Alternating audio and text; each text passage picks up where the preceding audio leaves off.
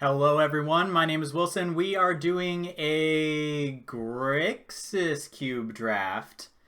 And this is an insane cube. I love it. And I can't get enough of it. So what are we going to be taking here? This is my first time looking at Karn in this cube. And I think I'm going to take Karn.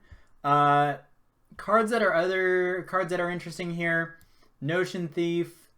Um, you know, like cards that are good, like Notion Thief and Frost Titan, the Sky Dancer, and Siege Gang Commander. These are all great cards, Dark Slick Shores. But we're gonna take Karn, and Karn may lead us down an interesting path, because I've been seeing that there are decks that abuse, artifacts to get ahead on mana. I've also seen things like Nykthos, Shrine to Nyx, that can also just ramp you up into a obscene amount of mana. But I think I'm still kind of in the part of the draft where I just want to take like the best card in the pack, especially since we're colorless here and we could go any direction that we want. We could do anything. The world is ours, so we can take like Counterspell if we want to, be that kind of deck. We can take like Grave Titan. I think, taking like these 6-drops, they're pretty replaceable. And I want to get things that like can get under, certain stuff like Counterspell. Treasure Map is not bad. And like, I don't know, like Niv Mizzet's like a fine card, but like same words about Grave Titan. I'm going to take this Counterspell just because I think that Counterspells in this cube in particular are insane. Like there's no decks that like, except for mono red, there's no like decks that will usually try to go under what you're doing. You can do a lot of things where you kind of go over the top of them or exchange resources one for one and then kind of throw these big haymakers. Or just play with cards that can like get under these things like these cards or this or like that. But I'm going to take this Shelldock Isle mostly because like then we can start thinking about cheating things like maybe this Ulamog comes back, or we could take this Olive Dust. I don't know. You could do whatever. But like Shelldock Isle works well with Counterspell, and it's just a fantastic card. Like, why wouldn't you want to play something for free? Speaking of playing things for free, I'm gonna just take my opponent's stuff and just play with their cards, and see how that goes. We may just be like mono blue, which is pretty wild. But like Treachery is great here. I really like Chandra. I think it's really, really good. A lot of these games come down to just like an attrition battle, and Chandra really just like puts a pin in that and puts your opponent on a clock that they can't really come back from. But I'm just gonna take my opponent's creatures and they can suck it. What do we got here? We got Corrosive Portal. All right. There's some cards here. There's Corrosive Portal. There's also a Torrential Gearhulk, which is just like pretty phenomenal. 3, 4, 5, 6, 7. All right, we can take Torrential Gearhulk, which is just like a phenomenal card, and it keeps us in blue. And it doesn't really like open us up to anything kind of wild, like going into a different color. The other colors that I would consider here are probably like Necromancy, which is like a fine card. And Corrosive Portal is like a pretty good card, and it's pretty like unique in its own right. While like Torrential Gearhulk, I was just talking about like big 6-drops that you can do things, and I think Corrosive Portal is just one of those cards that can like get under all the big stuff and still give you like tons of advantage as you go on. See, so now since we kept ourselves open by not committing to a second color, we got a couple of colorless cards, we got a land and some good blue cards that I wouldn't have passed up. Now we can keep ourselves open to something like Gonti, Lord of Luxury. I think Gonti, kind of in the same realm of Treachery, like I want to be playing my opponent's cards. Like I want to see what's in their deck and I want to play those cards. And then I also want to play my cards. So I'm going to take Gonti. There's Collective Brutality here, which is like a fine card. And like I really want to make Cut to Ribbons work, but I haven't done a red-black combination, and I think like Priest of Forgotten Gods is like kind of the crux that makes that deck work. So, if we ever like get into a pack early and we see a priest, like I think that'd be like a card I would be interested in. So looking at cards I'd be interested in here, I'm kind of looking at like Spellskite. I'm also looking at you, Talran, but I'm not super interested in you. There's Midnight Reaper, which is like, you know, kind of whatever. Like it just turns all of your creatures into like cantrips when they die. And then there's Flusterstorm, and I think that the pick is Flusterstorm. I think that Flusterstorm's kind of wild, and, you know, like I feel like things like Spell Pierce, you know, obviously Spell Pierce is like only getting, you know, certain cards, but like I think Flusterstorm is really good because, like, you know, they go to counterspell something and you can just like Flusterstorm them back and get them. Prismatic Vista seems like the pick here, just because we are going to be, you know, base blue and, you know, maybe touching black. Like, I don't know how deep into black I want to go. Like, I don't even know if we're going to play this Gonti, but like Prismatic Vista does help us do that. While like Repeal is a good card, so is a Charm, but I'm just going to take this Prismatic Vista. There's a Frost Titan. That's pretty cool. There's also like a Darksteel Ingot, which would help us cast our Gonti and also get us up into this Karn range. That's pretty nice. Also lets us play Treachery a turn early. You know, we did see a lot of big, expensive 6-drop things going around. There is like a Grave Titan still, so like, I don't know, that can still be a thing. I'm going to take this Darksteel Ingot.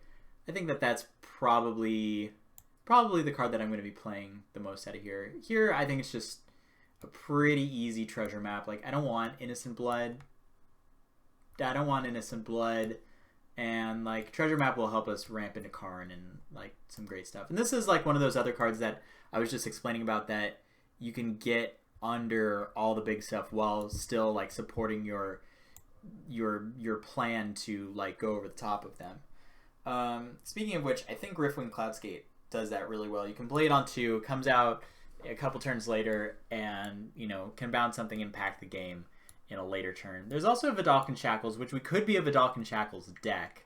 We don't have to play this Gonti. We could just be mono blue. We could do it. We could live the dream. We're going to do it, everyone. We're going to live the mono blue dream. Dream dead. Damn it. Well, none of these cards are really good. I'm going to take this Wandering Fumarole. You know, you never know when a guy's going to need, like, some red mana. And, like, probably this Necromancy, too. It's good with Gonti. Here's a Priest. We'll take Priest. It's fine. Tanglewire is also, like, totally a reasonable card to play in this. Because we may just be, like, mono blue artifact stuff. And, like, maybe pick up, I don't know, like an Urza. Or, you know, I don't even know. I don't even know what crazy things that we could pick up. This cube is amazing. Top to bottom, this cube is amazing. So, you know, whatever we pick up, it's going to be great. You know, kind of like... Oof. This is kind of a weird pack. Because, like, I don't really want to dip into any of these black cards. Like, definitely not Obliterator. But, like, there's Counter Squall, which is, like, kind of an interesting card. And, like, kind of makes me think, like, you know, I was already talking about, like, how Flusterstorm's kind of cool against those, like, you know, Planeswalkers and whatever. Like, Counter Squall is even better against those. And I don't really like these blue cards. I don't really like these black cards. These artifacts are kind of whatever. So, the other card that I'm looking at is City of Traders, and I think City of Traders could be very interesting because we could just, like, you know, play a map, or, like, you know, play a land, play Traders, play Ingot, or play Traders, float mana, play Ingot, something like that. I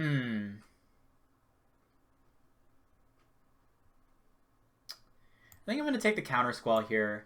I don't think the City of Traders adds too much to our deck. While I think the Counter Squall could, like, be really good and does kind of unlock this Gonti. Where, like, I'm also looking at Mox Diamond. Like, Mox Diamond is pretty great. It's Grand Architect. Tap a blue creature. Okay, so, you know, there's Grand Architect, and that's, like, fine. We're kind of doing the artifact thing, but, like, you know, do we need to be doing that? Do we need to be tapping our artifacts for blue mana? Or for you know, colorless? For only artifacts? I don't know. I kind of like this Mox Diamond. Mox Diamond maybe wheeling the Echo of Eons. That sounds interesting. I could get behind that. This Mox Diamond also, like, goes a little bit of ways towards, like, helping fix our mana, which is a little shaky right now, but we'll be okay. So, talking about big 6-drop things, I kind of like Ugin in this deck specifically. Like, we could play map for free, and we can do all this, and then we can also, like, just, like, make creatures and destroy permanents, which is also, like, really sweet to do. Exile the... I've never seen this card. Exile the top 8 cards of your library. You may put a land card from among them onto the battlefield. Until the end of turn, for each non-land card type, you may cast these without paying their... Wow. It's 8 mana? So I think we're taking Ugin. We may take Thirst for Knowledge, which is kind of like... kind of great. Yeah, I'm going to take the Ugin. I'm going to take the Ugin. Yeah, I think Ugin is just like... it adds like a cool like top-end dimension to this deck. That, like, we can, like, ramp into Ugin and then, like, Karn. We can play Karn for 5. That's kind of cool. Felwar Stone or the Antiquities War. We have 2, 3, 4, 5 artifacts. We could just, like, push on this and, like, keep doing the, like, mono blue thing. We could also just take Felwar Stone. Felwar Stone's kind of interesting in this Grixis cube because, you know, like, you may hit on your... you know, one of your 2 colors. You may hit on both of them. You may hit on all 3 of them. There's also God Eternal Kefnet. It's okay. I like the inclusion of the black-red sword. That's pretty cool. I'm going to take this Antiquities War and then just kind of, like, really push into this, like, mono-blue artifact thing. Again, the sword's pretty cool. I'm going to take this Karn. Also makes artifacts. Pretty snazzy. It can't be grabbed off the Antiquities War, but, like, you know, you can't have it all. I mean, unless you get past Phyrexian Metamorph. Then you can have it all. You can have all the things. There's also Fetid Pool, which is great for our Counter Squall and for our Gonti. But I think that Phyrexian Metamorph is just, like, way too good to pass up. Like, it's way, way, way too good. So we're going to be taking that. Put it in our 3-drop slot. Well, this is an interesting pick. I mean, there's Cryptic Command, which we're going to just be playing all islands. We're just, you know, jamming islands into our deck. There's also an Everflowing Chalice. And Everflowing Chalice is, like, pretty great and can also be grabbed off of the Antiquities War. 1, 2, 3, 4, 5, 6, 7, 8. There's going to be 1 card left in this pack. It's probably Spire of Industry. So, do we want a Cryptic Command or do we want an Everflowing Chalice? I think we want a Cryptic Command. Like, Cryptic Command in a mono blue deck is just so good. Why are people passing this? What's happening? What is happening? I'm going to put this in my deck and just, we're moving on. Ooh, Guardian Idol? Okay, we'll take that. But yeah, like Cryptic Command in, you know, just a, you know, essentially 17 island deck, like, it's going to be a great card. It's going to be like a beyond great card. So, you know, I don't think that we can pass it up. And I think that Everflowing Chalice is very replaceable. Like, you know, this Guardian Idol is kind of like an Everflowing Chalice. So, you know, like, we got this plan, and I think that, you know, it's coming together. We can take this Heart of Kirin. We can activate it through Karn, or Ugin. Also, the True Name Nemesis can activate it. That's kind of cool. I'm going to take this Grand Architect. Seems like probably the best. I don't know. This seems kind of weird. Maybe I shouldn't have taken this. Maybe this was a garbage pick. Maybe I just lit this pick on fire. Alright. That was my bad. My bad on that one.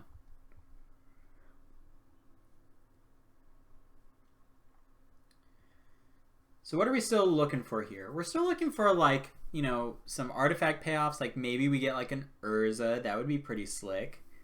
We already got the Antiquities War, which is a pretty great pickup there. And I think picking up, like, True Name Nemesis, Cryptic Command, Treachery is just going to make our deck, like, just the power level of our deck, you know, very, very good. So, you know, I'm feeling pretty great about where we are. So we could take an Ichor Wellspring, which I don't know if we can combo anything with that, or we could just take a Sundering Titan, and we know that we're always just going to hit an island. But like maybe we just hit like our opponent's stuff. That's pretty cool. Drawn from Dreams or Dark Steel Citadel. We can take a Dark Steel Citadel. The problem is that it doesn't work so great with Vidalcan Shackles, but like we already have a Shelldock IO and we got this Prismatic Vista. Let's take a Dark Steel Citadel. That seems okay. I mean, I think Drawn from Dreams is pretty great, but it's kind of hard to, at sorcery speed, take a whole turn off and, you know, dig for 2 cards. Like, sometimes you can get into positions where you're in a late game and you can just, you know, light 4 mana on fire and, you know, double Demonic Tutor. But, like, you know, you also want to just kind of, like, be progressing your game plan. And I don't feel like that really does. All right, so what do we have here? We have a couple of options. I really like this Ancient Tomb. And I really like this Preordain. And that's the end of the list of interesting cards in this pack. I mean, like, maybe making the Podium is Staff of Nin. Like, maybe we can wheel that. But really, it's between Ancient Tomb and Preordain. And Ancient Tomb, I think, is going to be the pick. Because we can play things like Treasure Map or Guardian Idol turn 1. And that's pretty wild. Or, like, you know, Darksteel Ingot turn 2. We do need to pick up a couple more, you know, artifact sort of, you know, stuff. But, you know, I think that we're going to have some options here. Like, kind of like this Wormcoil Engine. Like, Wormcoil Engine's a fine Magic card. I think it's okay. There's also, like, Whirler Rogue, and I think that we can wheel this Tempest Djinn. But I think that it's Wormcoil Engine. There's also Strip Mine. Strip Mine is a very interesting card. I do like me a Strip Mine. I do also like me a Wormcoil Engine. We're kind of top heavy right now. So we do want to bring our curve down just a smidge. But I do like me a Wormcoil Engine. Now, why is Dragonlord Silumgar still in this pack? That's wild. Maybe we should have just been blue-black the whole time. I don't know. I mean, it looked like this artifact deck was open, so I went for it. There's Tezzeret. Tezzeret's okay. Tezzeret can, like, you know, go get a Mox Diamond. We'd have to pitch a land, but can go get a Mox Diamond. Could go get Ingot. Can get Treasure Map, Guardian Idol. Yeah, I think it's probably Tezzeret. I mean, there's also Charcoal Diamond, which, like, is okay. It would just, like, produce colorless mana. It would be like a Mind Stone that we can't, you know, or like a, I don't know, Thought Vessel I think is in this cube also. But I'm going to take Tezzeret here. Maybe we can get that to wheel. Okay, so we got this Firemind's Vessel. I think I just said Firemind's Vessel. What do I mean? Thought Vessel? I don't know. It's 2 mana. Yeah, 2 colorless. Taps for a colorless. You have no maximum hand size. Like, that's essentially what Charcoal Diamond would be for us. But it comes into play tapped. Speaking of colorless mana, we could take Rakdos Signet, we could take Filigree Familiar, or we could take this Firemind's Vessel. I kind of want to take this. Oh, but I think it's supposed to be this, or maybe this. I think it's supposed to actually be Rakdos Signet because we have the Ancient Tomb. Yikes. Big yikes. Alright, this is a good pickup. Mind Stone. There's also a defense grid. Like, the only thing that we're playing at instant speed, I guess, is Flush the Storm, Counterspell, Cryptic Command. Yeah. So, Mind Stone. Seems like a fair Magic card. Passing up on Mana War and Looter, it's okay. It's okay. Yeah, we'll just take Mind Stone. Just be the artifact deck. Yeah, just be the artifact deck. Cool. That's a good pickup.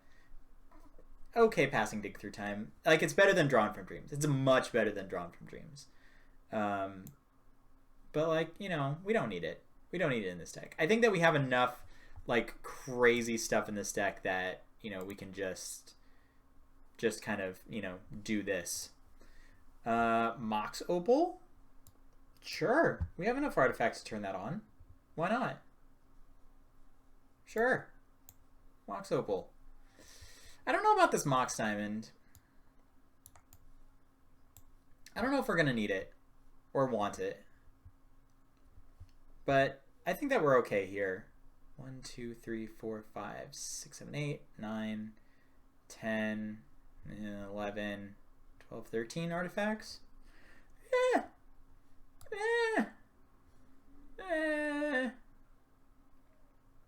Lodestone Golem or Master of Ethereum? I think it's Master of Ethereum.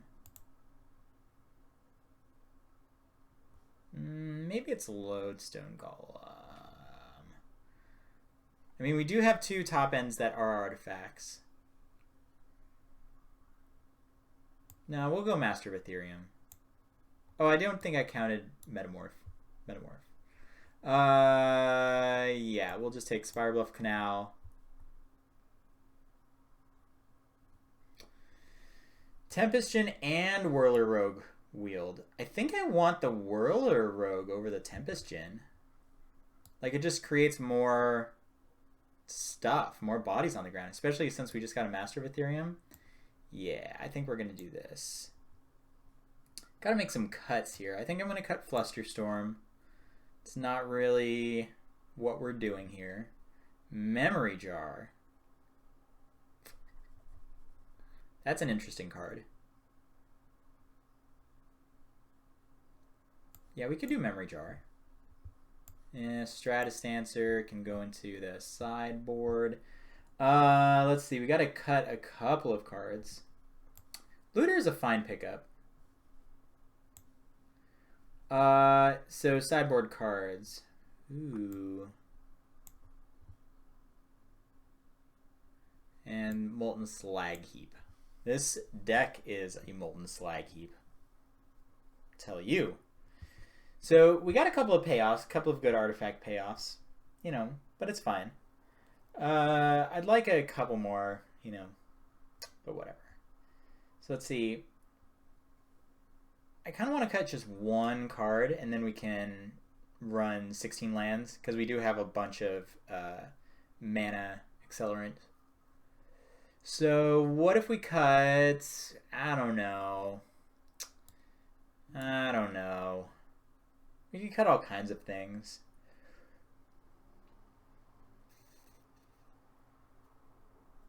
Are we cutting Sundering Titan? Do we cut Tanglewire before we cut Sundering Titan? Probably. 12, yep. Cool. All right, we're going to run this. I will see you all for round 1.